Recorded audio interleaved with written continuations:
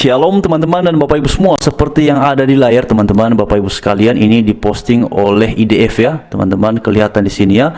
Ini diposting oleh IDF dan di dalam video ini ada penjelasan perihal keberadaan bantuan yang direncanakan akan disalurkan ke masyarakat yang ada di jalur Gaza. Nah, teman-teman, jadi di sini jelaskan bahwa bantuannya itu banyak sekali teman-teman. Itu ada 600 truk ya. Jadi itu sekian ribu ton dan direncanakan kenapa masih ada di situ? Karena sedang menunggu organisasi internasional yang kemudian bertanggung jawab untuk mengurus pendistribusian itu ke masyarakat yang ada di jalur Gaza. Teman-teman sekalian, ini sekarang itu posisinya, saya coba kasih tunjuk teman-teman, itu seperti yang tadi sudah dijelaskan, ada di daerah ini teman-teman, perbatasan antara Gaza dan Israel. Seperti yang ada di teman-teman Bapak Ibu sekalian.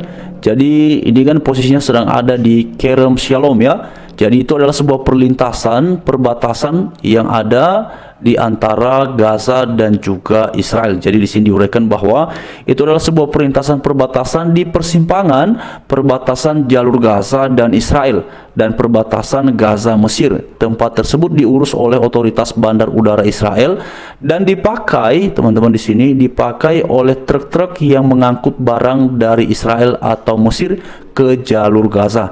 Nah, teman-teman, tadi saya juga lihat ya mengenai ini sebentar ya, seperti yang ada di layar teman-teman Bapak Ibu sekalian. Jadi kalau di maps itu teman-teman, posisinya itu seperti ini, agak kecil ya Bapak Ibu. Oke ya. Jadi ini teman-teman ya, ini ada Mesir teman-teman, ini ada Egypt, Mesir, lalu di sini ada Gaza, lalu kemudian di sininya itu ada Israel. Nah, teman-teman sekalian, ini yang kemudian disebut sebagai Kerem Shalom Crossing ya. Jadi ini adalah perbatasan antara Gaza dengan Israel. Jadi di sini teman-teman. Jadi posisi bantuan itu yang tadi di videonya kita lihat bersama-sama ada di sini teman-teman ya. Ada di sini. Jadi bantuan di situ disimpan di sana dan nantinya ada pihak yang bertanggung jawab, organisasi internasional yang akan kemudian mendistribusikan ataupun menyalurkan bantuan tersebut ke masyarakat yang ada di jalur Gaza. Dan kalau kita lihat di sini teman-teman, ini bantuannya banyak sekali ya. Ada pampers, ada susu, ada makanan, ada minuman. Ini banyak sekali kemudian, tetapi masih ada di situ. Dan teman-teman, seperti yang ada dalam video ini kan tadi disebutkan ada 600 truk ya. Itu berarti bukan angka yang sedikit ya. Dan kemudian juga patut diduga ya bahwa bantuan itu sepertinya beberapa waktu sudah ada di situ ya, karena beberapa kan sebagian dusnya ini rusak ya. Dan ini banyak sekali Bapak Ibu sekalian. Kalau kita perhatikan di belakangnya tadi itu, yaitu banyak sekali bantuan yang ada di situ yang direncanakan untuk disalurkan ke masyarakat yang ada di jalur Gaza. Nah, teman-teman sekalian, poin pentingnya adalah dari hal seperti ini akhirnya kan kita menjadi mengerti bahwa banyak sekali bantuan yang kemudian sudah disalurkan oleh banyak pihak di sana dan sedang dipersiapkan untuk bisa didistribusikan ke masyarakat yang ada di jalur Gaza. Ini menjadi penting sekali teman-teman, karena tidak bisa kita pungkiri seperti beberapa waktu belakangan ini ya, bila mana ada pihak-pihak yang kemudian menyebut diri mereka adalah aktivis kemanusiaan yang punya konsentrasinya untuk masyarakat yang ada di jalur Gaza, dan kemudian mereka membuka ataupun melakukan penggalangan donasi, hal yang sering sekali disuarakan itu adalah untuk membantu masyarakat Gaza dalam hal kebutuhan pokok, air minum, susu, pampers, lalu kemudian juga makanan yang bisa dikonsumsi untuk mereka di sana. Tapi kemudian Bapak Ibu sekalian, ini justru di sini dikatakan bahwa banyak bantuan yang sudah menumpuk di situ ya untuk segera disalurkan. Ya, memang harapan saya secara pribadi semoga kemudian bantuan-bantuan itu bisa dengan segera disalurkan ke masyarakat yang ada di jalur Gaza, dan pada akhirnya masyarakat di sana kebutuhannya, keperluannya akan hal-hal yang mendesak itu kemudian bisa tercukupi. Nah, kemudian Bapak Ibu sekalian, ini juga perlu untuk ini ya diketahui seperti yang terjadi pada beberapa waktu yang lalu ini teman-teman. Kan ada kemudian kelompok pergerakan ya, aktivis kemanusiaan yang konsentrasinya itu adalah untuk masyarakat yang ada di jalur Gaza. Kan mereka mau datang ke sana dan mereka menggunakan banyak kapal untuk membawa bantuan kemanusiaan. Nah, menariknya Bapak Ibu sekalian, dalam banyaknya narasi yang berkembang di mereka-mereka yang menyebut diri adalah aktivis kemanusiaan ini, sejauh ini ya, ini untuk saya secara pribadi teman-teman, sejauh ini belum saya temukan ada kemudian mereka membuat satu video yang merekam aktivitas perjalanan ke sana dengan menggunakan kapal tujuannya adalah Gaza dalam rangka menyalurkan bantuan kemanusiaan, lalu kemudian membuat rekaman bahwa inilah bantuan yang kami bawa ke sana. Tidak ada Bapak Ibu. Jadi sejauh ini, sepengetahuan saya sudah cari videonya, apakah ada videonya. belum ada video yang kemudian menunjukkan bahwa inilah bantuan kemanusiaan yang hendak kami bawa ke sana.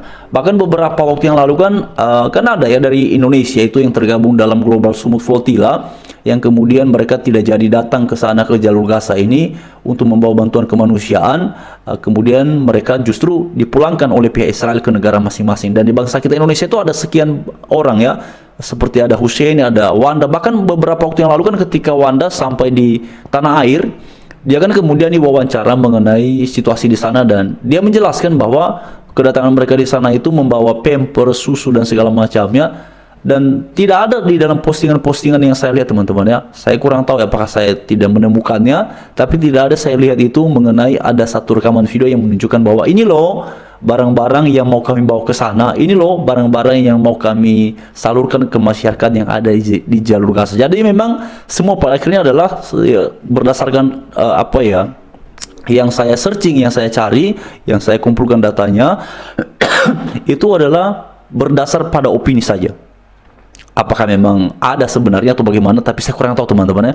Tetapi perlu juga diketahui, karena waktu yang lalu kan ketika dicek ya oleh pihak Israel, itu kapal-kapal yang ditumpangi yang katanya membawa bantuan kemanusiaan itu kan tidak ditemukan Bapak Ibu ya, bantuan yang ada di dalam kapal-kapal itu ya, kemana, atau mungkin ada di kapal yang lain ya, saya kurang tahu ya di mana itu adanya Bapak Ibu. Tapi kemarin itu ada beberapa video yang memperlihatkan pihak Israel mengecek kapal dan tidak ada bantuan kemanusiaan di dalamnya, seperti yang diklaim oleh mereka-mereka yang menamakan diri adalah aktivis kemanusiaan, terutama kan sering sekali bersuaranya itu adalah untuk masyarakat yang ada di jalur Gaza.